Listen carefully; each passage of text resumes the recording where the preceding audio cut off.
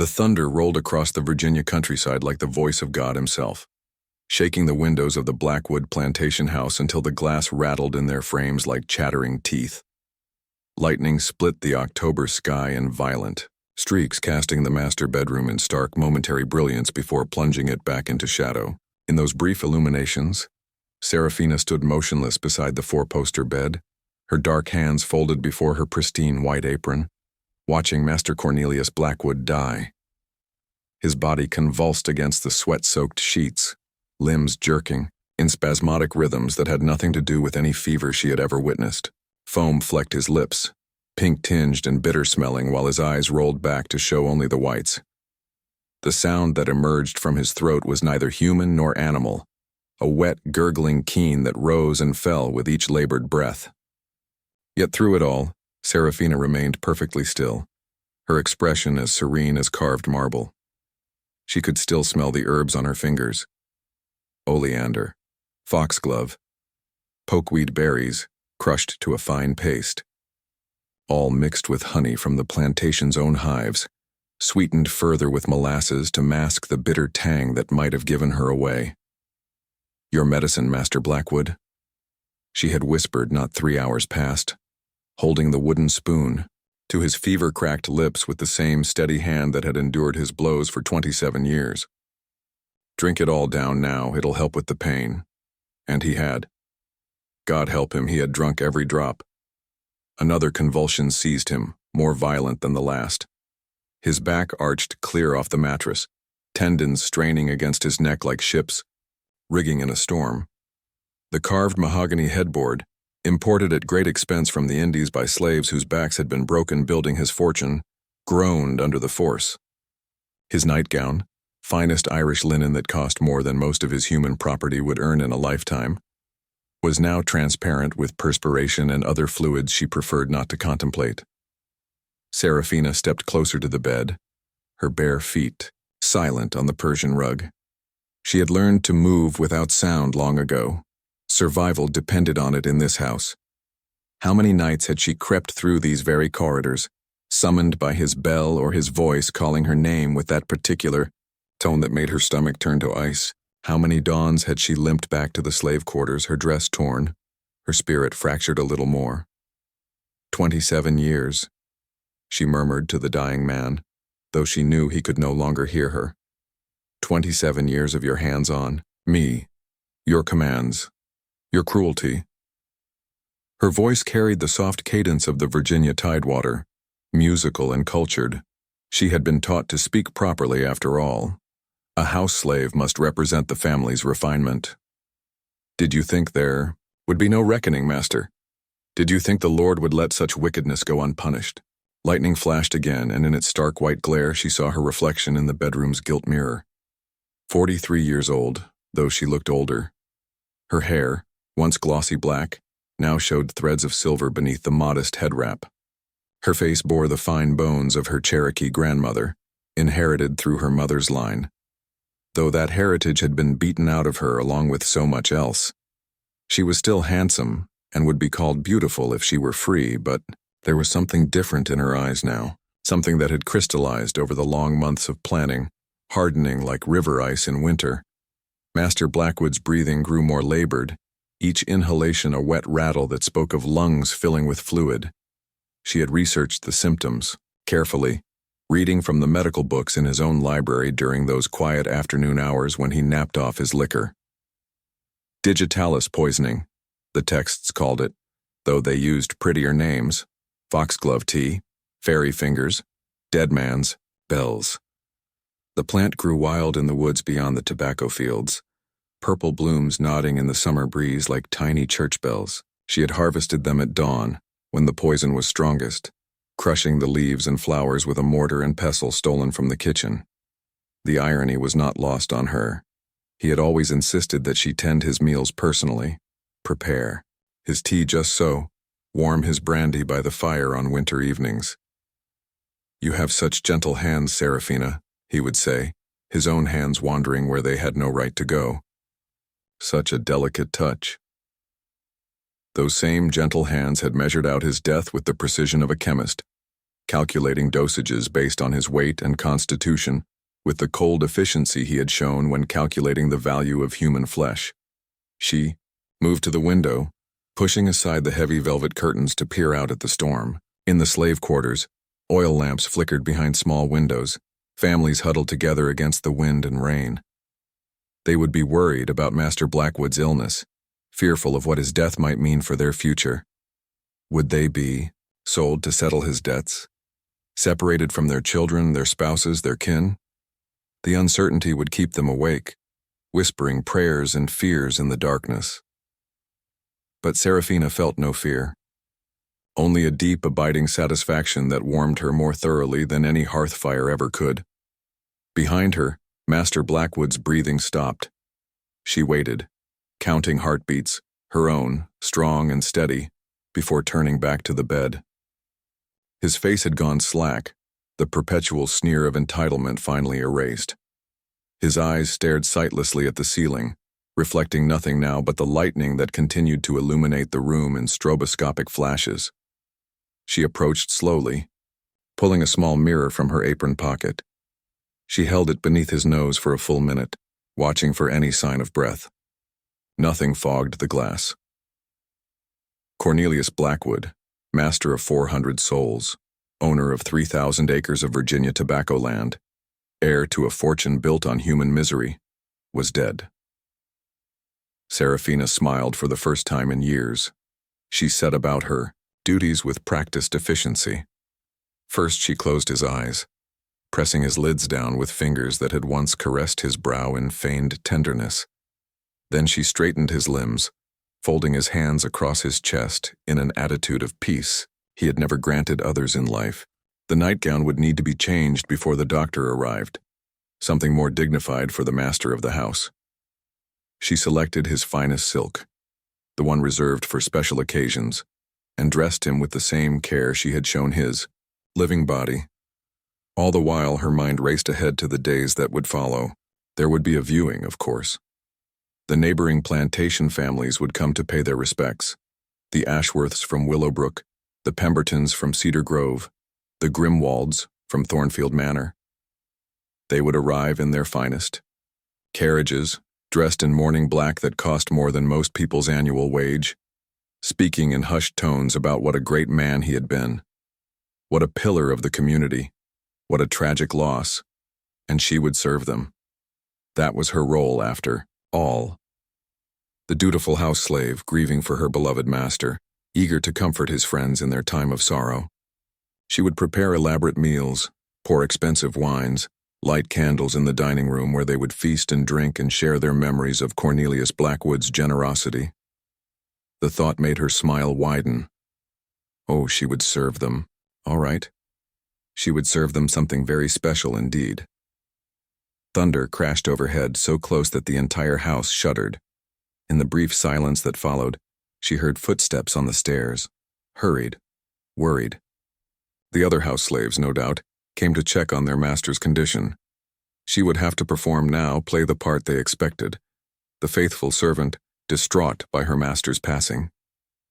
But first, she allowed herself one more moment of truth. Standing over his corpse, she leaned close enough to whisper in his unhearing ear, "This is just the beginning, Master Blackwood. Death is not enough payment for what you've done, not nearly enough." The door burst open, and Ezekiel stumbled in, his graying hair wild from sleep, eyes wide with fear.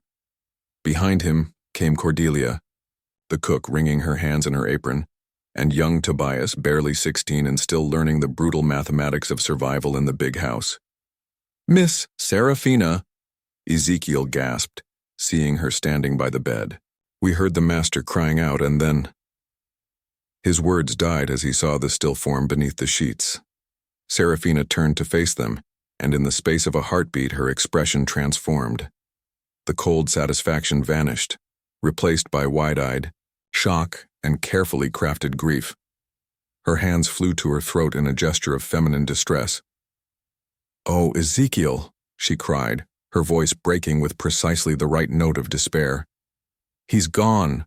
Our dear Master Blackwood is gone." She sank to her knees beside the bed, reaching for the dead man's hand as if seeking comfort from his cold flesh. I tried everything, all the remedies the doctor left, the medicines from town, but the fever was too strong. The Lord has called him home. Cordelia burst into tears. Whether from genuine sorrow or reflexive fear, Seraphina could not say. Young, Tobias stood frozen in the doorway, understanding that the world was about to change in ways he could not yet comprehend. Only Ezekiel remained composed, his weathered face unreadable as he studied the scene. When? He asked quietly. Just now, Seraphina replied, allowing a single tear to trace down her cheek. I was bathing his forehead when he took his last breath. So peaceful at the end, like he was just falling asleep. Ezekiel's eyes lingered on her face for a moment longer than necessary, and she wondered what he saw there. Did he sense the lie? Could he detect the satisfaction she worked so hard to conceal? But if he suspected anything, he kept it to himself. Will need to send word to his family, he said finally. His cousin in Richmond, the lawyer, and the doctor should be summoned to provide the death certificate. Of course. Seraphina rose gracefully, smoothing her apron. I'll prepare the house for visitors. There will be a viewing, won't there? People will want to pay their respects. Yes, Ezekiel agreed, though his tone suggested he found no joy in the prospect. The master was well regarded in the county. There will be many who wish to honor his memory. Seraphina nodded solemnly, but inside her heart sang with anticipation. Yes, they would come, all of them. The plantation elite who had sat at Cornelius Blackwood's table, who had laughed at his crude jokes and turned blind eyes to his cruelties, who had benefited from the system that ground human souls to dust for the sake of profit margins and social standing. They would come to mourn their friend, and she would be ready for them. I'll start preparing the kitchen, she said, her voice steady and dutiful. Master Blackwood would want his friends to be properly entertained. He always took such pride in the hospitality of this house. Lightning illuminated the room one final time as she spoke, casting her shadow long and dark across the Persian rug. In that moment, silhouetted against the storm-racked window, she looked less like a grieving servant and more like an avenging spirit, beautiful, terrible, and utterly without mercy. The real feast was yet to come. If you're captivated by this dark tale of justice and revenge, subscribe to follow Seraphina's chilling story to its unforgettable conclusion. What do you think her ultimate plan might be? Share your theories in the comments below. 3 days had passed since the storm claimed Master Cornelius Blackwood's life, or so the official story went. The October sun hung pale and distant in the Virginia sky, casting long shadows across the plantation grounds where field hands moved like ghosts between the tobacco rows, their heads bent low in what might have been grief or simply the eternal posture of the enslaved. The big house stood silent and draped in black crepe, its windows reflecting nothing but emptiness. But in the kitchen, Seraphina moved with purpose. The heart of the plantation house was a cavernous space built for feeding multitudes. High ceilings, blackened by decades of smoke, massive hearths that could roast whole hogs, and work tables worn smooth by countless meals prepared for the master's table. Copper pots hung from iron hooks like sleeping bats, and the air carried the permanent perfume of wood smoke, rendered fat, and exotic spices that arrived on ships heavy with human cargo. Seraphina stood at the central table, her hands working, with mechanical precision as she examined the cuts of meat before her. To any observer, she appeared the picture of a devoted servant preparing for her master's wake, her movements efficient, her expression appropriately somber. But there was something in the deliberate way she handled the flesh, the almost reverent care with which she arranged each piece, that would have unsettled anyone watching closely. The meat was pale, fine-grained, and unmarked by the coarser textures of beef or pork. She had prepared it herself in the cold cellar beneath the house, working by candlelight in the hours before dawn, when even the other house slaves slept deeply. Her knife work was exquisite, precise cuts that spoke of long practice and intimate knowledge of anatomy. Each portion was identical in size and thickness, arranged on the wooden cutting board like rose petals made of flesh. Miss Seraphina? The voice startled her from her reverie.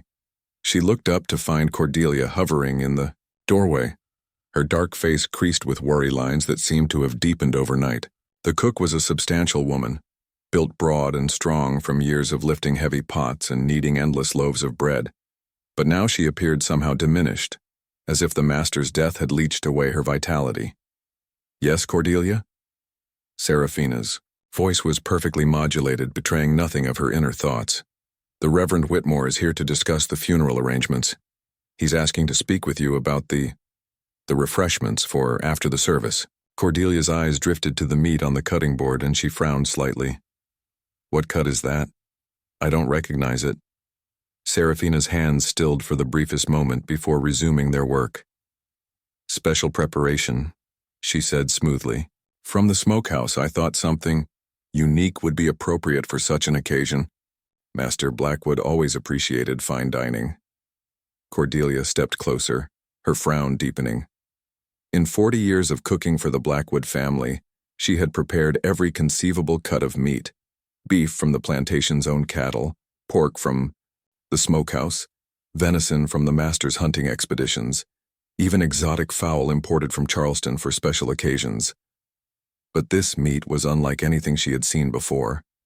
The color was wrong somehow, too pale, too pink, with an almost translucent quality that reminded her unpleasantly of— "Where exactly did you get this?" she asked, her voice careful and low. Seraphina's knife paused in its steady rhythm. She looked up, meeting Cordelia's eyes with an expression of mild surprise. "From the cold cellar, of course.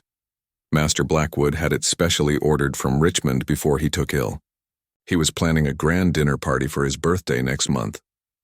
Her lips curved in what might have been a smile. "It seems fitting that his friends should enjoy it at his wake instead." There was something in Seraphina's tone that made Cordelia's stomach clench with unease. In all the years they had worked together in this kitchen, she had never seen the younger woman handle meat with such intimacy. The way her fingers traced the grain of the flesh, the almost caressing motion of her knife. It was disturbing, in a way Cordelia couldn't quite articulate. "Perhaps I should help you prepare it," Cordelia offered, reaching for one of her own knives. "You've been working so hard these past few days, tending to all the arrangements, you must be exhausted." "No."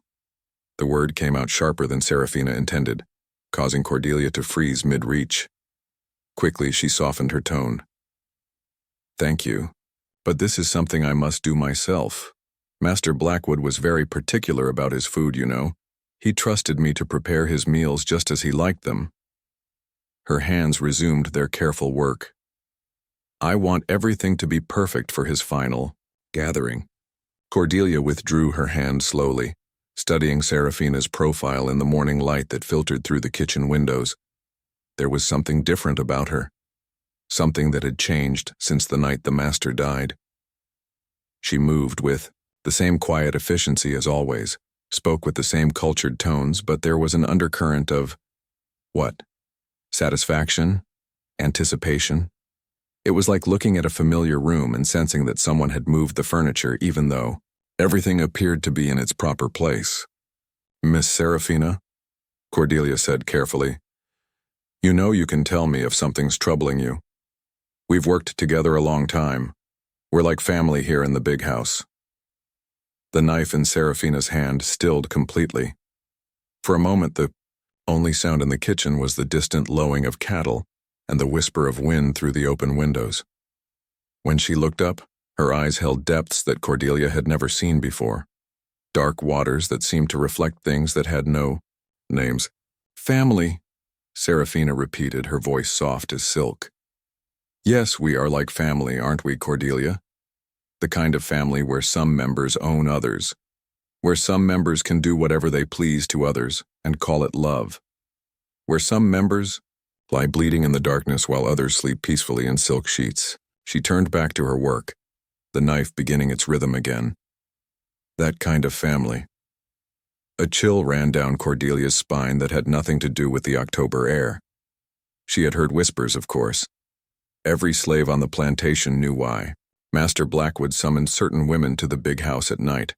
They all knew about the torn dresses, the bruises hidden beneath long sleeves, the hollow eyes that appeared in the morning light. but it was never spoken of directly. Such truths were too dangerous for words. "Seraphina," she began, but footsteps on the kitchen stairs interrupted her.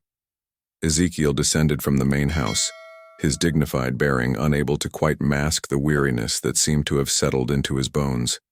Behind him came young Tobias, carrying a tray of the master's untouched breakfast dishes, his movements careful and reverent, as if the dead man might somehow be offended by the sound of clattering china. "Miss Seraphina," Ezekiel said with a slight bow.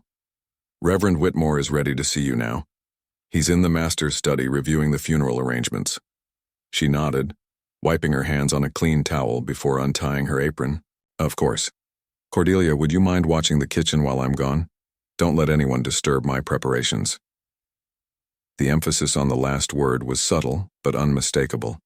As she moved toward the stairs, Tobias cleared his throat nervously. "Miss Seraphina, the other slaves?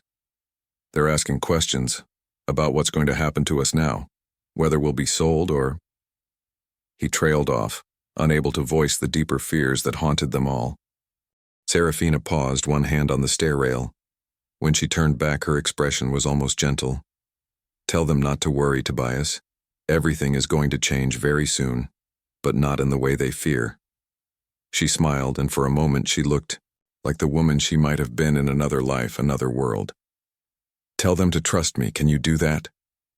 The young man nodded eagerly, though confusion flickered in his eyes. There was something in her tone that promised protection, but also something else, something that made the hair on the back of his neck stand on end. After she disappeared up the stairs, the 3 remaining slaves stood in uncomfortable silence. Cordelia returned to her usual station by the main hearth, but her eyes kept drifting back to the cutting board, where Seraphina's mysterious meat lay waiting. Ezekiel busied himself with inventorying the wine cellar, preparing for the flood of visitors who would arrive for the funeral. Only Tobias seemed unable to settle into routine tasks, wandering the kitchen like a lost soul. "Something's wrong," he whispered finally, his voice barely audible above the crackling of the fire. "Hush," Ezekiel warned sharply. "Don't speak foolishly." "It's not foolishness," Tobias insisted, his youthful face creased with worry. "Haven't you felt it? The way she looks at things now? The way she smiles? It's like she's seeing something we can't see, knowing something we don't know." Cordelia glanced around nervously before stepping closer to the 2 men. "The meat," she whispered. "She's preparing some kind of meat I've never seen before. Says it came from the smokehouse, but I know every cut we have stored there. This is something different." Ezekiel's expression darkened. As the head of the house slaves, he had learned to read the subtle currents that flowed through the plantation's social structure. He had survived by understanding exactly how far he could push, exactly when to speak and when to remain silent, exactly which truths could be acknowledged and which must be buried. But Seraphina's transformation was something new, something outside his experience. "Perhaps," he said slowly, "it would be wise to stay out of her way for the next few days. Let her manage the funeral preparations as she sees fit." "But what if she's—" Tobias began. "What if she's what?" Ezekiel's voice carried a warning that made the young man step back. "What exactly are you suggesting, boy?"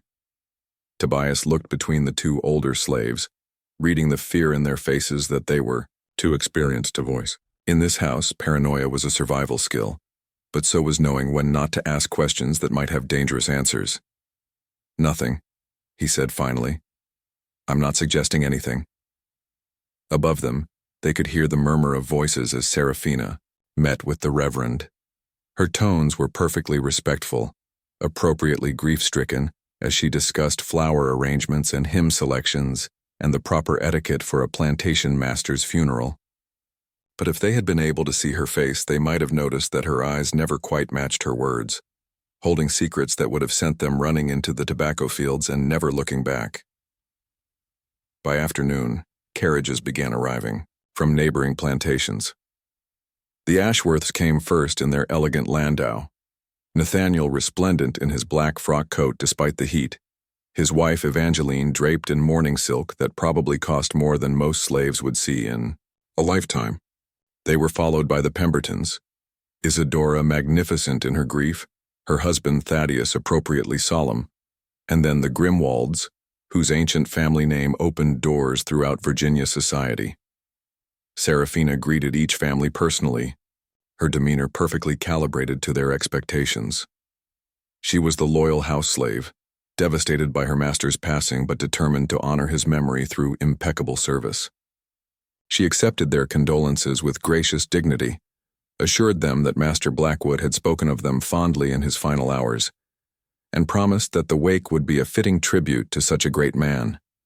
And all the while, she watched them, with eyes that catalogued their sins like an accountant tallying debts. As evening approached and the last of the day's visitors departed, Seraphina returned to her kitchen. The house was quiet now, filled with shadows and the lingering scent of expensive perfumes and pomade. Tomorrow would bring the funeral service, and tomorrow night will be the wake.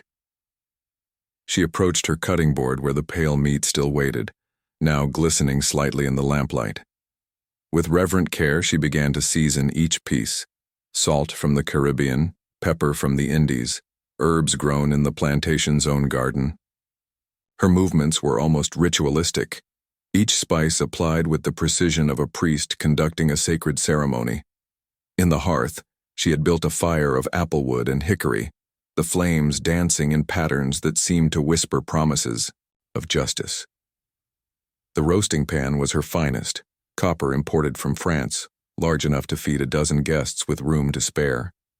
She arranged the seasoned meat with artistic care, adding vegetables that would complement the unusual flavor she anticipated. As she slid the pan into the oven, she whispered a prayer in the Cherokee language her grandmother had taught her in secret, words that spoke of balance and retribution and the inevitable harvest that follows every planting. The flames seemed to flicker in response, and for a moment she could swear she heard her grandmother's voice in the crackle of burning wood. Tomorrow, she murmured to the darkness. Tomorrow they'll finally understand what they've been feeding on all these years. Outside, night fell over the plantation like a shroud, and in the slave quarters, worried voices whispered prayers for protection from whatever storm was coming. But in the big house kitchen, Seraphina smiled as she prepared the feast that would change everything. The real meal was yet to come. The funeral had been a magnificent affair, befitting a man of Master Cornelius Blackwood's standing in Virginia society.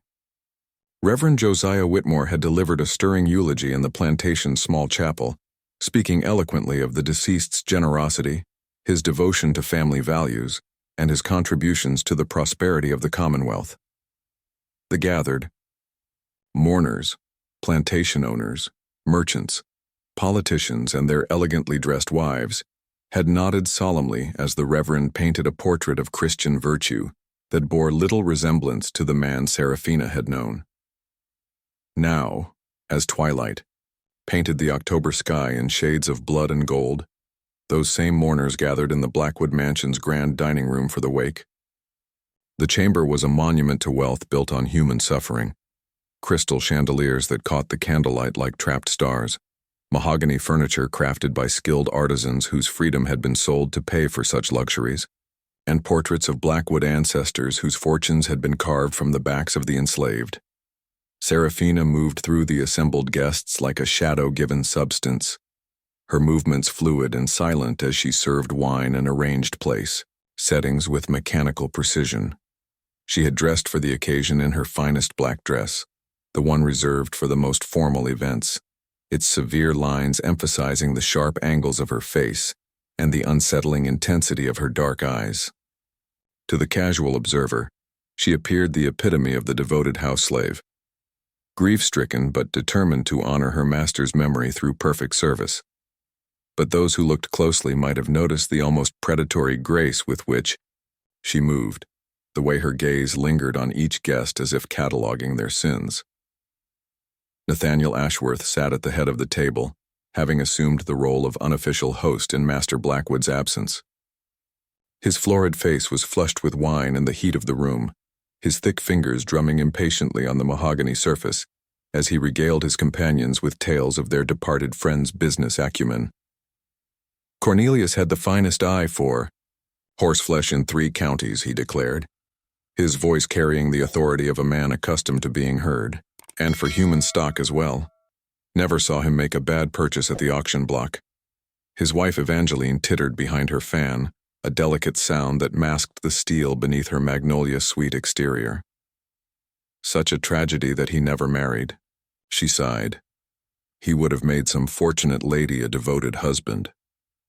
Seraphina paused in her service of the wine, her hand tightening imperceptibly on the crystal decanter. Devoted husband. The words tasted like ashes in her mouth. She had seen Master Blackwood's devotion, felt it in bruises that took weeks to heal and wounds that would never close completely. Across the table, Isadora Pemberton dabbed at her eyes with a silk handkerchief, though Seraphina noted that her tears seemed somewhat calculated. He was always so kind to his servants, she murmured. Treat them like family, really. It's so rare to find such Christian charity these days. A bitter laugh threatened to escape Seraphina's throat, but she swallowed it down. Family. Yes, she knew exactly what kind of family Master Blackwood had considered his slaves to be. Indeed, rumbled Thaddeus Grimwald, his massive frame requiring 2 chairs pushed together to accommodate his bulk. Cornelius understood the proper order of things. Firm but fair, as the good book teaches. His Negroes were always well behaved, never gave him any trouble. He gestured expansively with a drumstick from the first course. That's the mark of a good master, knowing how to keep your property in line without unnecessary harshness. The Reverend Whitmore nodded gravely from his position at Nathaniel's right hand. The Lord saw fit to grant Brother Blackwood the wisdom to manage his earthly responsibilities with Christian compassion. His servants clearly held him in the highest regard. One need only observe their devotion during his illness to see the genuine affection they bore him. Seraphina's jaw clenched as she moved to clear the soup bowls. Devotion. Affection. The words felt like blasphemy spoken over her master's grave. If only they knew how she had devoted herself to preparing his final meal, how affectionately she had measured out the foxglove that stopped his black heart. As she gathered the dishes, young Magistrate William Thornfield leaned forward conspiratorially. At barely 30, he was the youngest man at the table, his ambition as obvious as his carefully waxed mustache. I heard there was some talk of Cornelius expanding his holdings, he said in a stage whisper, purchasing the Morrison place when old Samuel finally kicks the bucket. Add another 100 field hands to his roster. Smart investment, Nathaniel agreed, cutting into his beef with surgical precision. Good breeding stock in that lot. The Morrison wenches are known for their fertility. Drop babies regular as clockwork. Cornelius had his eye on several of them for his own breeding program. The casual brutality of their conversation, discussing human beings like livestock, reducing women to their reproductive capacity, made Seraphina's vision blur red for a moment. She gripped the soup bowls tighter, fighting the urge to hurl them against the wall and watch the expensive china shatter like the lives they so carelessly discussed. Instead, she retreated to the kitchen, where Cordelia waited with the second course. The older woman's face was pale and drawn, her usually steady hands trembling slightly as she arranged the serving platters. They're asking for you specifically, Cordelia whispered, her voice tight with anxiety, saying they want to compliment the cook on the fine meal. I tried to tell them I prepared everything, but they insist on speaking with you. Seraphina nodded calmly, smoothing her apron with deliberate care. Of course they do. They want to see the grieving slave, the loyal servant mourning her beloved master. It makes them feel magnanimous. She lifted the silver serving tray with practiced ease. Don't worry, Cordelia. I'll give them exactly what they expect. When she returned to the dining room, she found the guests in high spirits, their voices growing louder and more boisterous as the wine flowed freely. The conversation had turned to politics and business, the comfortable topics that allowed wealthy men to feel important while avoiding any uncomfortable truths about the source of their prosperity. Miss Seraphina, Evangeline Ashworth called out as she entered, we simply must tell you how wonderful everything has been this evening. The soup was divine, and this roast. She gestured to her plate with its half-consumed portion of beef. "Is simply exquisite. Cornelius always said you had magic hands in the kitchen." The other ladies murmured their agreement, their faces flushed with wine and self-satisfaction. To praise the cooking was to demonstrate their refinement, their ability to appreciate the finer things in life. It never occurred to them to wonder about the woman who had spent her day laboring over their comfort while they gossiped and preened. "You're too kind, Mrs. Ashworth," Seraphina replied, her voice pitched to exactly the right note of humble gratitude. "Master Blackwood taught me everything I know about proper service. I only hope to honor his memory by maintaining his standards." "Such devotion," sighed Isadora Pemberton. "It's truly touching to see how much his servants loved him. You can tell a man's true character by how his Negroes behave after his death." Reverend Whitmore raised his wine glass in a solemn toast. "To Brother Blackwood's memory, and to the faithful servants who carry on his legacy of Christian stewardship." The assembled guests lifted their glasses in agreement, their voices joining in a chorus of "To Cornelius" that echoed through the dining room like a hymn of self-righteousness. Seraphina watched them drink, noting how the wine stained their lips red as blood, and felt something cold and final settle in her chest. "If I may," she said quietly, her voice cutting through their revelry like a blade through silk, "I have prepared something special for the final course, something I believe Master Blackwood would have particularly appreciated." Nathaniel Ashworth wiped his mouth with his napkin, leaving a greasy stain on the fine linen. "Excellent, Cornelius. Always did appreciate your culinary skills. What delicacy have you prepared for us tonight?" Seraphina's lips curved in what might have been a smile, though it didn't reach her eyes. "A roast prepared with the finest cut available. Something very close to Master Blackwood's own heart, you might say. I've been saving it for a truly special occasion." She retreated to the kitchen, where the copper roasting pan waited in the warming oven. The meat inside had cooked to perfection, tender, succulent, seasoned with herbs that had grown in Virginia soil watered by slave tears. She arranged it on the finest serving platter, surrounding it with roasted vegetables and garnishing it with sprigs of rosemary that filled the air with their fragrant perfume. As she carried the platter back to the dining room, she could hear the guests laughing at some joke Thaddeus Grimwald had told about a slave auction in Charleston. Their mirth died as she entered, replaced by appreciative murmurs at the sight of the beautifully presented dish. "My word," breathed Magistrate Thornfield. "That looks absolutely magnificent. What cut of meat is that?" Seraphina set the platter in the center of the table with ceremonial care, stepping back to survey her handiwork. The roast gleamed in the candlelight, its surface glazed with natural juices and the honey she had added during the final hour of cooking. It was a work of art, really, the culmination of years of training in the culinary arts and months of careful planning. "This," she said, her voice carrying a strange musical quality that made several guests look up sharply, "is Master Blackwood's own heart, prepared exactly as he would have wanted, seasoned with all the kindness he showed his servants, basted with the Christian charity he demonstrated daily, and cooked with the same gentle care he always extended to those under his protection." The guests chuckled at what they assumed was poetic flourish from the grieving slave. Nathaniel Ashworth reached for his carving knife with obvious relish. "How wonderfully put," he said, beginning to slice the roast with practiced strokes. "Cornelius would have loved the sentiment. He always appreciated your way with words, Seraphina." As he served portions to each guest, Seraphina remained standing. Beside the table, her hands folded before her like a priestess conducting a sacred ritual. She watched each person take their first bite, noting the appreciative nods and murmurs of satisfaction that greeted the taste. "Extraordinary," pronounced Reverend Whitmore, chewing thoughtfully. "There's something almost familiar with the flavor, quite unlike anything I've tasted before." "Indeed," agreed Isadora Pemberton. "It's remarkably tender.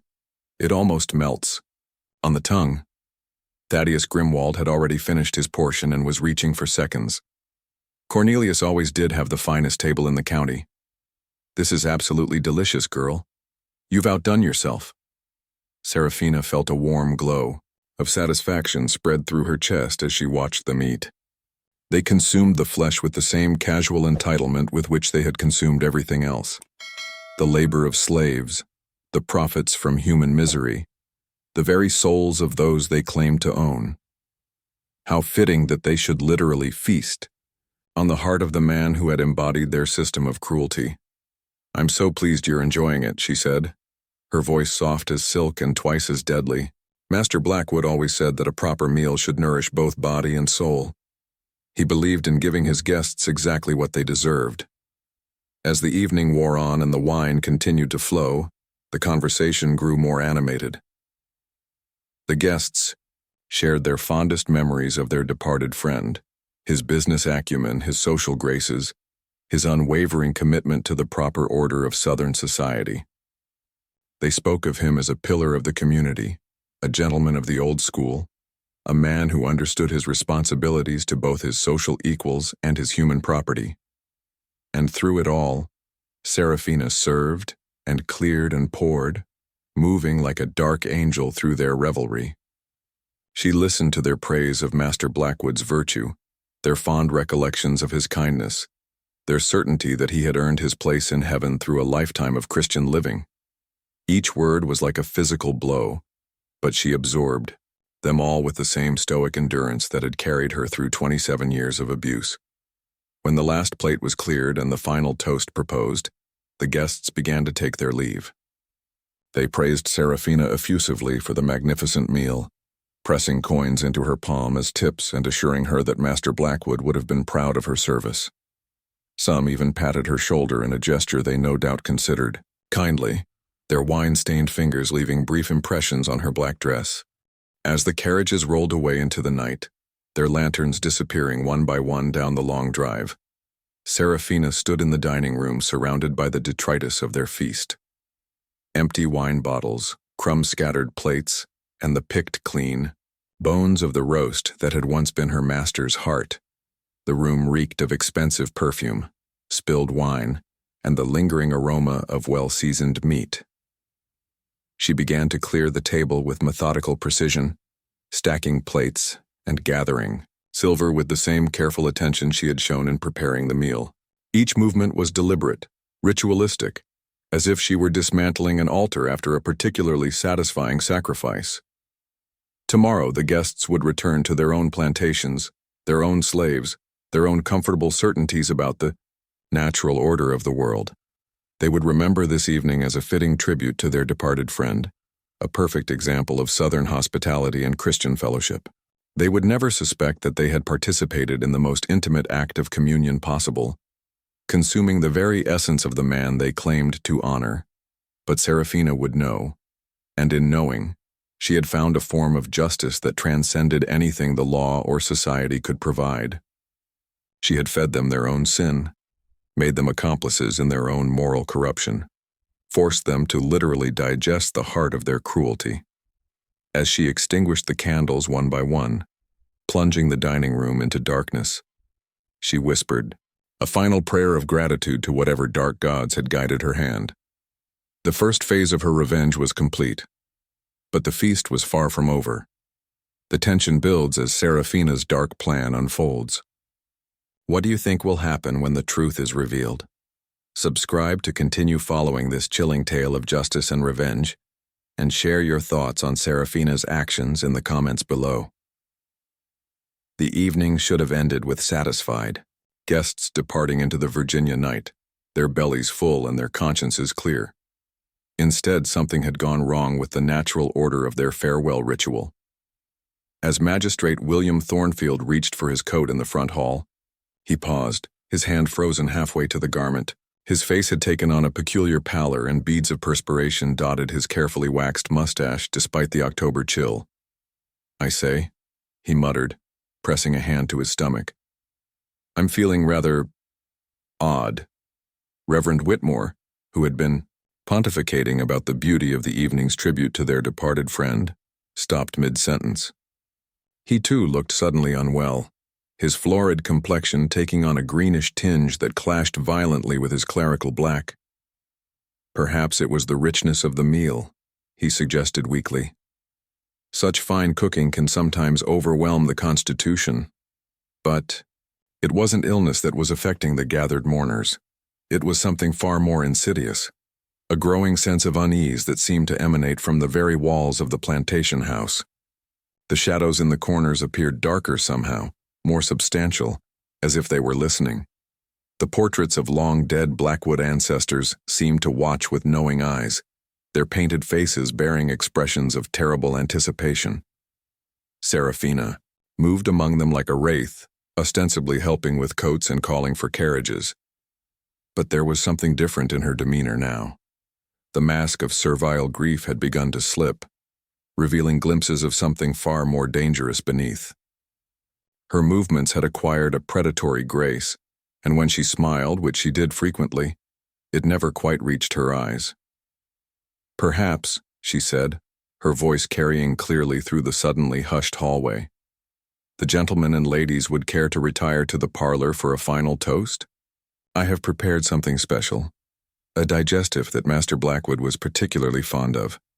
He always said it helped settle the stomach after a rich meal." Nathaniel Ashworth, who had been fumbling with his pocket watch in what appeared to be nervous agitation, looked up sharply. "Actually, I think we should be getting home. Evangeline has been feeling poorly and the evening air—" "Nonsense," Seraphina interrupted, her tone still perfectly respectful but carrying an undertone of steel that made several guests glance at each other uneasily. "Master Blackwood would never forgive me if I allowed his dearest friends to leave without properly honoring his memory. Surely you can spare a few more minutes for such a devoted friend." There was something in her voice that made refusal seem not just rude, but somehow dangerous. The assembled guests found themselves following her back into the parlor, their movements strangely mechanical, as if they were being guided by invisible strings. The room seemed smaller than it had earlier, the shadows deeper, the air thick, with an oppressive weight that made breathing difficult. Seraphina moved to the sideboard where a collection of crystal decanters caught the lamplight like imprisoned flames. She selected one filled with an amber liquid that seemed to glow with its own inner light, pouring generous measures into small glasses that she distributed with ceremonial precision. "A toast," she announced, raising her own glass high. "To Master Cornelius Blackwood, who gave so much of himself to those he considered family. May his generous spirit live on in all who knew him intimately." The guests raised their glasses automatically, trained by decades of social conditioning to respond to such ritual gestures. But as they brought the amber liquid to their lips, something in Seraphina's tone penetrated their wine-fogged consciousness. The word intimately seemed to hang in the air like smoke, carrying implications that made more than one hand tremble. "Miss Seraphina," Evangeline Ashworth said carefully, her voice pitched higher than usual, "what exactly do you mean by intimately?" Seraphina's smile widened, and for the first time all evening it reached her eyes. But instead of warmth, it carried a cold fire that made the temperature in the room seem to plummet by several degrees. "Why, Mrs. Ashworth," she replied, her tone innocent as fresh snow, "I mean those of us who knew Master Blackwood's true nature, his appetites, his particular way of expressing affection for those under his care." She paused, letting her gaze drift across each face in turn. "Surely you all knew what kind of man you were honoring tonight." The silence that followed was deafening. It stretched taut as a bowstring, filled with the sudden understanding that something fundamental had shifted in the room's dynamic. The comfortable assumptions of master and servant, the established hierarchies of race and class, had somehow been turned inside out. Thaddeus Grimwald, his massive frame dwarfing the delicate parlor chair he occupied, cleared his throat nervously. "See here, girl, I don't know what you're implying, but—" "I'm not implying anything, Mr. Grimwald." Seraphina cut him off, her voice still maintaining its respectful tone even as her words carved through the air like blade strokes. "I'm stating facts. Plain, simple truths about the man you've all spent the evening praising as a pillar of Christian virtue." She began to pace slowly around the perimeter of the room, her movements deliberate and hypnotic. The guests found their eyes following her involuntarily, like prey animals tracking a circling predator. Master Blackwood was indeed generous with his attention, she continued, her voice taking on a sing-song quality that was somehow more terrifying than shouting would have been, especially with his female property. He had such particular needs, such specific appetites that required regular satisfaction. Isadora Pemberton's fan began to flutter more rapidly, though whether from heat or horror was unclear. "Seraphina, you forget yourself. Such talk is unseemly, especially at a wake." "Unseemly?" Seraphina laughed, a sound like breaking glass in the midnight silence. "Mrs. Pemberton, you speak of unseemly behavior while sitting in a house where women were dragged from their beds to satisfy a monster's lust, where children were sold away from their mothers to pay for the very wine you've been drinking, where human souls were broken for sport and profit." The accusation hung in the air like a physical presence, making the very atmosphere seem thick and poisonous. Several guests began to rise from their chairs, but found themselves unable to complete the movement, as if some invisible force was pressing them back down. "You're overwrought," Reverend Whitmore said, his voice shaking despite his attempts at authoritative calm. "Grief has clearly affected your mind, child. Perhaps you should retire." "Retire?" Seraphina's eyes blazed with an inner fire that seemed to illuminate the entire room. "Like I retired every night for 27 years, knowing that at any moment I might hear footsteps in the hall, knowing that my body belonged not to God, not to myself, but to whatever whim might strike my Christian master in the darkness." She stopped pacing and turned to face them directly, her posture straight and proud despite the tears that had begun to track down her cheeks. But these were not tears of sorrow. They burned with rage accumulated over decades of silent suffering. "Did you think I didn't know?" she whispered, her voice carrying clearly to every corner of the room despite its softness. "Did you think we didn't all know what you were, what you supported? What did you profit from?" Nathaniel Ashworth had gone pale as old parchment, his hands gripping the arms of his chair so tightly that his knuckles showed white through the skin. "Whatever Cornelius may have done," he stammered, "we had no knowledge." "Liar." The word cracked like a whip, cutting through his protestations with surgical precision. "You all knew. You laughed about it over your brandy and cigars. You compared notes on which of your slaves showed the most spirit before you broke them. You wagered on how long it would take to reduce a proud woman to a cowering animal." "You?" Guests stared at her in mounting horror, not just at her words but at the terrible accuracy of her accusations. In the comfortable bubble of their social circle, such things were indeed discussed, obliquely, euphemistically, but discussed nonetheless. The training of difficult slaves, the breeding programs designed to produce more valuable human stock, the discipline required to maintain proper order. They had convinced themselves that these were merely practical matters of property management, business decisions divorced from moral consideration. But hearing their sins catalogued in Seraphina's clear, cultured voice, the voice they had trained her to use, the education they had provided so she could better serve their needs, made the reality of their complicity impossible to ignore. "And tonight," Seraphina continued, her voice rising now like a prophet delivering divine judgment, "tonight you feasted on the fruit of your righteousness. You consumed the very heart of your beloved friend, seasoned with his cruelty and basted with his lust." For a moment the words didn't penetrate, they were too impossible, too monstrous to comprehend. Then understanding dawned like a sickening sunrise, and the carefully maintained composure of Virginia's plantation elite began to crumble. Evangeline Ashworth was the first to break. Her hand flew to her mouth, but she couldn't stop the retching sound that escaped her throat. The delicate fan slipped from her nerveless fingers as she doubled over, her body rejecting not just the food she had consumed but the very idea of what she had done. "No," Thaddeus Grimwald gasped, his massive frame shaking like a leaf in a hurricane. "That's impossible. You're lying. You must be lying." But even as he spoke the words, the terrible logic of it became undeniable. The unusual texture of the meat, the unfamiliar flavor that had seemed so exotic, the way Seraphina had watched them eat with those knowing eyes. The pieces clicked together with horrible inevitability, creating a picture too monstrous to accept, yet too coherent to deny. Magistrate, Thornfield had gone beyond pale to a sickly gray that matched the ash in the fireplace.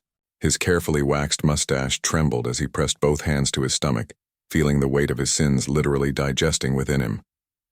"The authorities," he whispered. This is murder. Cannibalism. Desecration of a corpse. You'll hang for this, you mad creature." Seraphina tilted her head like a curious bird, studying his terror with obvious fascination. "Will I, magistrate? And who will believe such a wild tale? That a mere slave girl somehow overpowered her master, carved out his heart, and tricked the finest families in Virginia into eating human flesh?" She laughed again, the sound echoing off the parlor walls like the tolling of funeral bells. Even if they did believe it, who would care about justice for a Negro woman against such prominent citizens? The truth of her words hit them like a physical blow.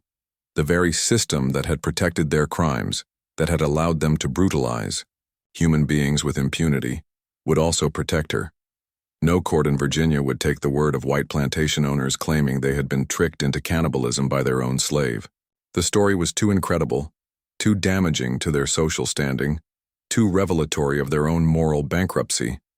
They were trapped as surely as any slave in shackles, bound not by iron but by their own complicity in a system that had finally turned to devour them. "Besides," Seraphina added, her voice dropping to an intimate whisper that somehow carried more menace than any shout, "who's to say Master Blackwood is truly dead? Perhaps his spirit lives on in all of you now. Perhaps you'll carry his essence within you for the rest of your days, never able to eat another meal without remembering the taste of his heart on your tongues." As if summoned by her words, a cold wind began to stir through the parlor despite the closed windows. The flames in the fireplace guttered and danced, casting writhing shadows on the walls that seemed to take on lives of their own. The temperature dropped perceptibly, and several guests began to shiver despite their heavy clothing. "What have you done?" Reverend Whitmore whispered, his voice barely audible above the sudden howling of wind outside. "What abomination have you wrought in this house?"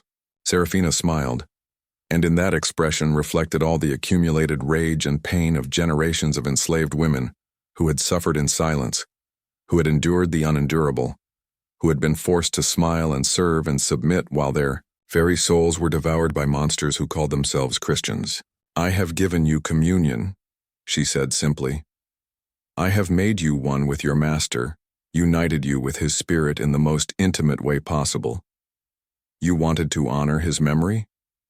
Now his memory will live within you forever." The wind outside had risen to a howling gale, rattling the windows and doors as if something desperate was trying to get in or out.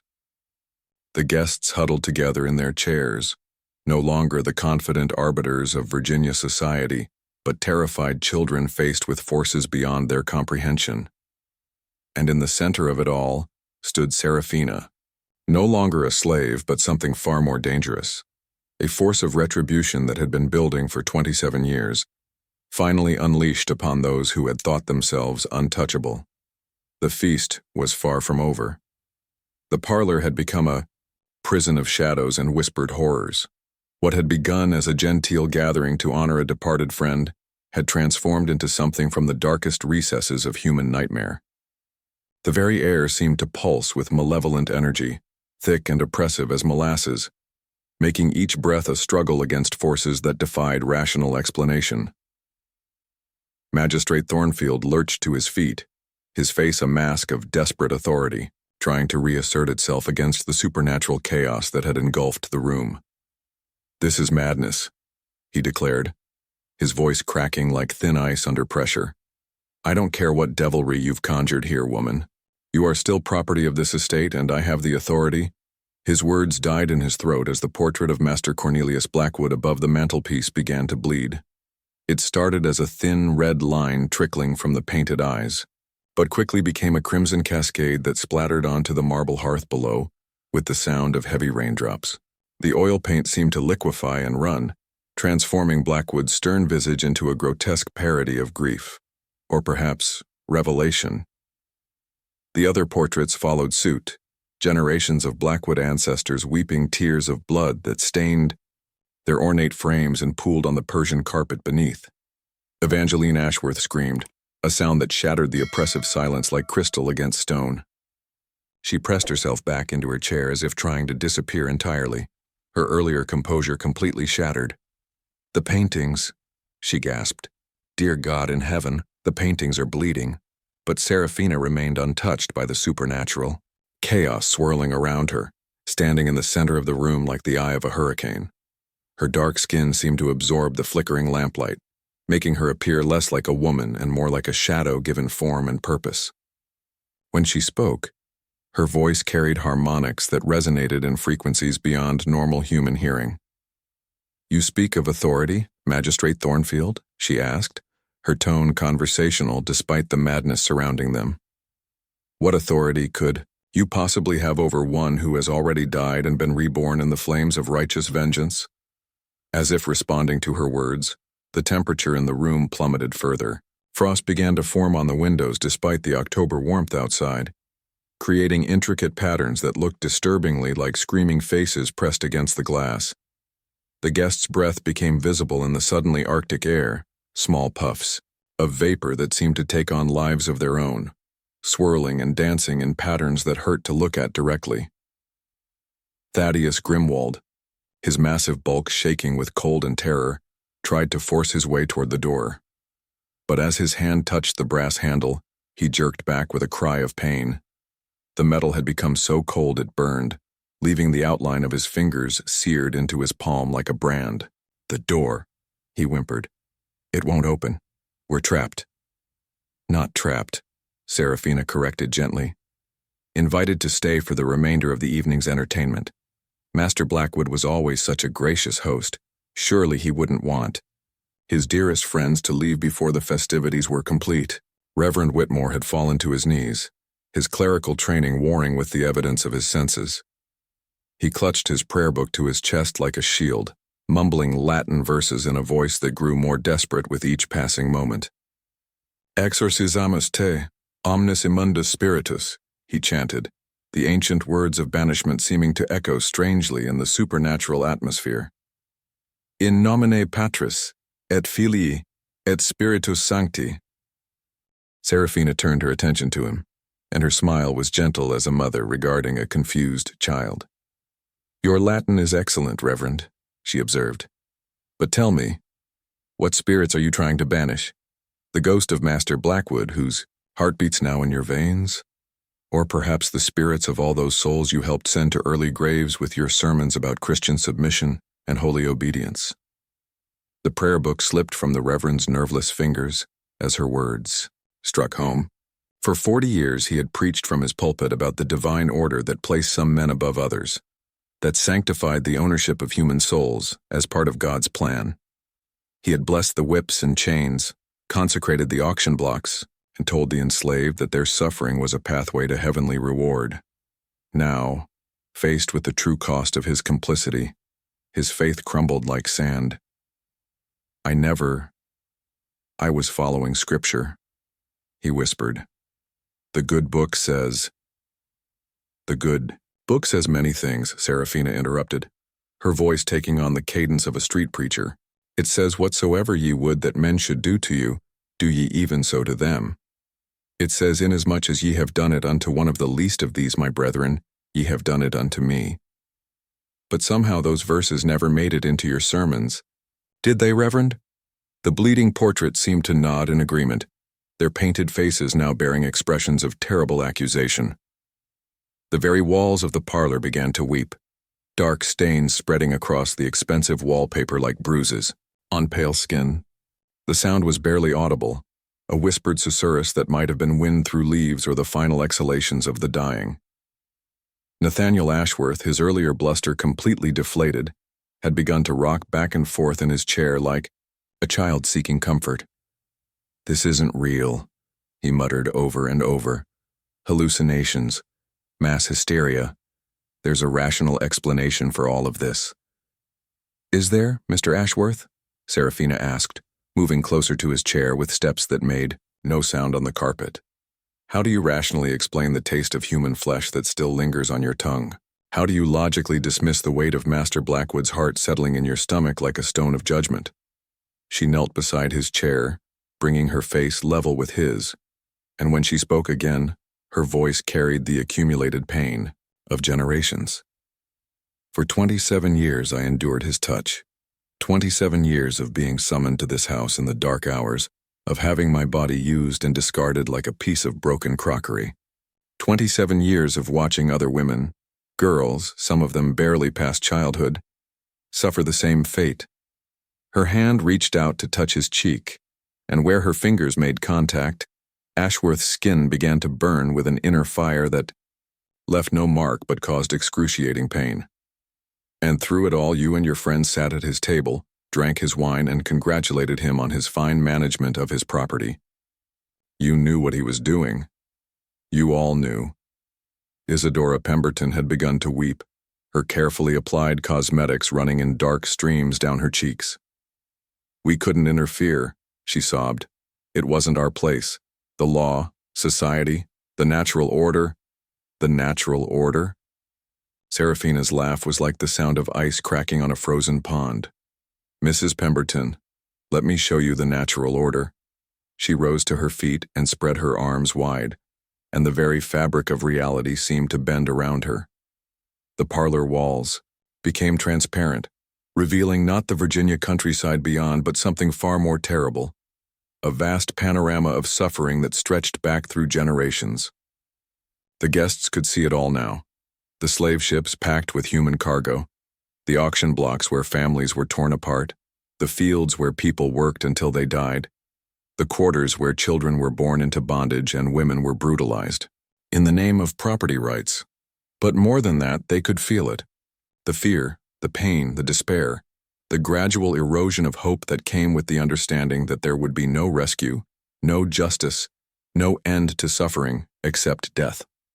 It flooded through them like a tide of agony, threatening to drown their sanity in the depths of accumulated trauma. This is your natural order, Seraphina intoned, her voice now carrying the authority of cosmic judgment. This is the foundation upon which your comfortable lives were built. Every luxury you've enjoyed, every social gathering you've attended, every moment of happiness you've experienced, all of it purchased with the blood and tears and broken spirits of human beings you refuse to recognize as such. Magistrate Thornfield, his earlier arrogance completely shattered, fell to his knees beside the Reverend. Please, he begged, his voice barely recognizable. We're sorry. We didn't understand. Didn't understand. Seraphina's eyes blazed with supernatural fire. You understood perfectly. You simply chose to value your comfort over our humanity. You chose profit over compassion, tradition over justice, social standing over moral truth. The phantom images, swirling around them, began to coalesce into more specific visions. Each guest found themselves confronted with the faces of those they had wronged, slaves they had bought and sold, families they had separated, women they had violated or allowed to be violated, children they had condemned to lives of bondage. The dead and the living alike seemed to press close, their eyes holding accusations that burned like brands. Young Tobias appeared in the doorway, but not the frightened boy they had seen earlier. This Tobias moved with purpose and showed no fear of the supernatural chaos filling the room. His eyes met Seraphina's across the parlor, and something passed between them, an understanding that transcended words. The others? She asked softly. Safe, he replied. Hidden in the quarters, they understand that tonight belongs to justice. Seraphina nodded, then turned back to the cowering guests. You see, my friends, you're not the only ones who know how to plan. For months we've been preparing for this moment. Not just the meal, though that was certainly the centerpiece, but the liberation that will follow. Terror greater than any they had yet experienced gripped the plantation owners. If the slaves were organized, if they had been planning, the implications were staggering. Across the South, the greatest fear of the white population was the specter of slave uprising, the nightmare of their victims turning upon them with righteous fury. You can't, Evangeline whispered. The militia, the authorities, will find nothing more than the unfortunate deaths of some prominent citizens who apparently consumed tainted meat at a funeral gathering. Seraphina replied calmly. Tragic, really. But these things happen when proper precautions aren't taken, the supernatural phenomena intensified around them. The bleeding portraits began to move within their frames, the painted figures stepping forward as if trying to escape their gilded prisons. The frost on the windows spread inward, creating patterns of accusation in a dozen languages. The very floorboards beneath their feet began to groan and shift, as if the house itself was rejecting their presence. "What do you want from us?" Thaddeus Grimwald gasped, his massive frame shaking like a leaf in a hurricane. Seraphina considered the question. For a long moment, her head tilted as if listening to voices only she could hear. When she spoke, her words carried the weight of centuries of injustice finally finding its voice. "I want you to understand," she said simply. "For the first time in your privileged lives, I want you to truly comprehend what you have done. To feel in your bones and blood and soul the weight of every life you've destroyed. To carry that knowledge with you into whatever comes next." She gestured to the chaos surrounding them, the bleeding walls and frozen windows and accusing phantoms. "This is not punishment, though it may feel like it. This is education. This is the truth you've spent your entire lives avoiding, presented in a form you cannot ignore or rationalize away." The wind outside had risen to a howling gale that seemed to shake the very foundations of the plantation house. But inside the parlor, a strange calm had settled over the supernatural chaos. The bleeding had stopped. The phantoms had faded to whispers, and even the cold seemed less biting than before. "The choice before you now is simple," Seraphina continued, her voice gentle as a teacher addressing students. "You can cling to your old certainties, your comfortable delusions about the righteousness of your cause and the nobility of your society. You can return to your plantations and continue as you always have, treating human beings as property and telling yourselves it's God's will." She paused, letting the implication sink in. "Or you can choose differently. You can acknowledge the truth of what you've done and work to make amends. You can use your wealth and influence to fight against the very system that enriched you. You can become agents of liberation instead of oppression." The guests stared at her in stunned silence, struggling to process the magnitude of what she was offering. After forcing them to confront the ultimate horror of their complicity, after making them literally consume the heart of their guilt, she was presenting them with a path to redemption. But the price of that redemption would be everything they had ever known or believed about themselves and their world. As dawn began to break through the frosted windows, casting pale light across the blood-stained parlor, each guest faced a choice that would define not just their remaining years, but the very essence of their souls. The feast of retribution was complete, but the real test was just beginning. Dawn came to the Blackwood plantation like a reluctant witness, pale and hesitant, as if the very sun feared to illuminate what had transpired in the darkness. The first rays of October light crept through the frost-etched windows of the parlor, revealing a scene that defied rational explanation. The blood-stained portraits had returned to their normal appearance, the supernatural cold had retreated, and the phantoms of the enslaved had faded back into the realm of memory and guilt. Yet something fundamental had changed in the room, in the very air itself, that marked this place as forever transformed. The guests sat in stunned silence, their fine clothes wrinkled and stained, their faces bearing the hollow expression of those who had gazed into an abyss and found it gazing back. They looked older somehow, as if the revelations of the night had aged them decades in the span of hours. The comfortable certainties that had sustained them throughout their privileged lives lay in ruins around them, like the remnants of a demolished temple. Seraphina moved among them with fluid grace, no longer the subservient house slave, but something far more powerful, a force of nature that had taken human form to deliver justice long overdue. She carried herself with the dignity of a queen surveying her conquered kingdom, yet there was no cruelty in her bearing, only the terrible satisfaction of truth finally spoken. "The sun rises on a new day," she observed, her voice cutting through the oppressive silence like a blade through silk. "And with it comes the moment of choosing. What will you do with the knowledge you now carry? How will you live with the taste of your sins forever on your tongues?" Magistrate Thornfield was the first to stir. his legal mind struggling to reassert some semblance of order over the chaos of the night. This cannot stand," he whispered, his voice cracking like old parchment. "There are laws, procedures. You cannot simply—" "Cannot what?" Seraphina interrupted, her dark eyes fixing him with a gaze that seemed to peer directly into his soul. "Cannot hold you accountable for your crimes? Cannot demand justice for the innocent lives you've destroyed? Tell me, magistrate, what law protects the slave woman dragged from her bed to satisfy her master's lust? What procedure ensures justice for the child sold away from his mother's arms?" Thornfield's mouth opened and closed soundlessly like a fish gasping for air. The legal framework that had once seemed so solid, so divinely ordained, now appeared as nothing more than an elaborate justification for systematic brutality. Every statute he had enforced, every verdict he had rendered, every fine point of jurisprudence he had mastered, all of it built upon the foundational lie that some human beings were property to be owned by others.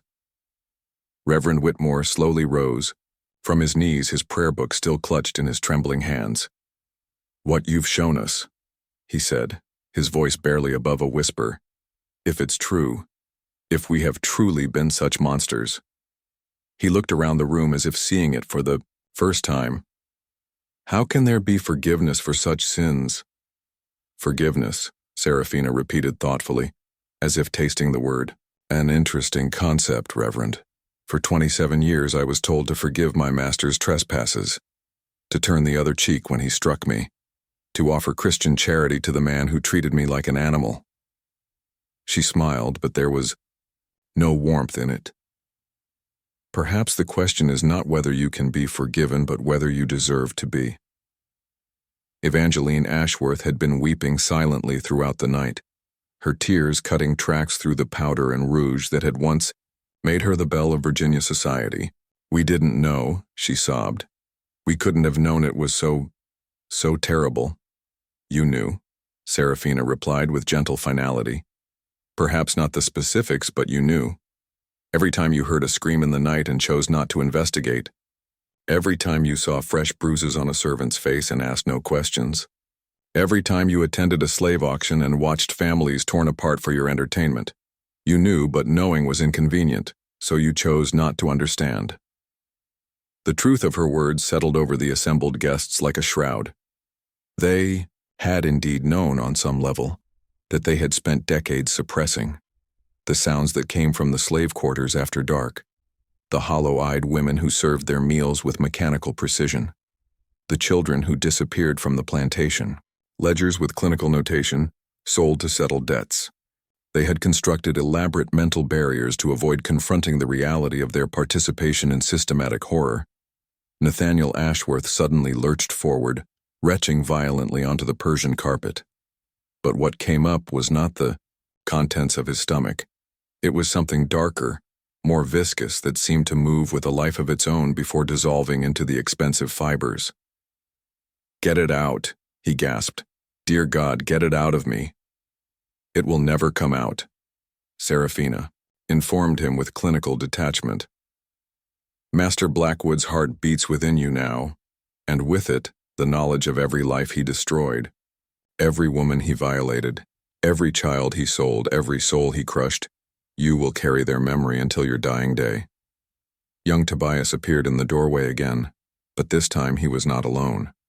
Behind him stood other figures, house slaves, and field hands who had worked the plantation for years, their faces grave but no longer bearing the mask of subservience that had defined their public personas. They moved with purpose, with unity, with the quiet confidence of those who had finally found their voice. "The overseer?" Seraphina asked without turning around. "Gone," replied Ezekiel, stepping forward from the group. "Fled in the night when he realized what was happening. The guards as well. It seems our reputation for docility was somewhat exaggerated." Cordelia moved to stand beside him, her substantial frame no longer bent with the weight of servitude, but straight with newfound dignity. "The other plantations?" "Word is spreading," Tobias reported. "The network you established is functioning perfectly. By nightfall, half the county will know that the Blackwood slaves have claimed their freedom. Thaddeus Grimwald's massive head jerked up at these words, his face pale with terror. Uprising, he breathed. You're talking about the slave uprising. The militia will come. The army. They'll burn every plantation in Virginia to stop this. Will they? Seraphina asked mildly. And what will they tell the newspapers? That the respected plantation owners of the county were tricked into cannibalism by their own slaves? That supernatural forces manifested to punish them for their sins? That the very foundations of Southern society have been revealed as a house, built on sand and blood? The implications were staggering. Any military response would require an explanation of what had triggered it, but the truth was too incredible, too damaging to the social order, too revelatory of the systemic corruption that infected every level of society. Who would believe such a story? And even if they did, what would it say about the competence and moral authority of those who claim to be natural leaders? You'll be hunted, Isadora Pemberton whispered. All of you. There are laws against runaway slaves, against property theft. Whose property? Seraphina's voice carried a note of genuine curiosity. Master Blackwood is dead.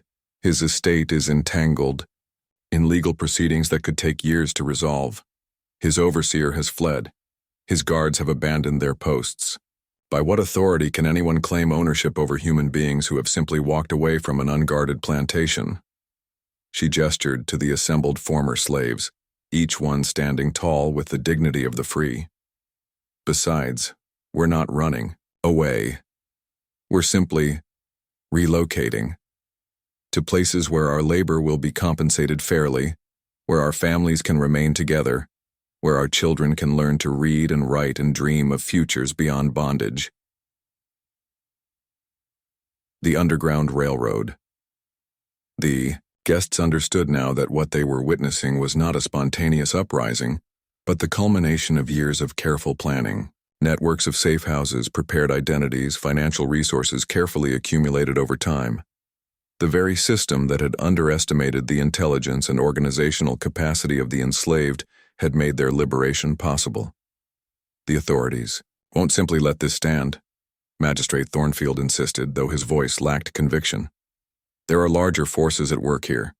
Political considerations, economic interests, the entire structure of Southern society is dying. Seraphina, finished for him, has been dying for years, rotting from within under the weight of its own contradictions. We've simply accelerated the process.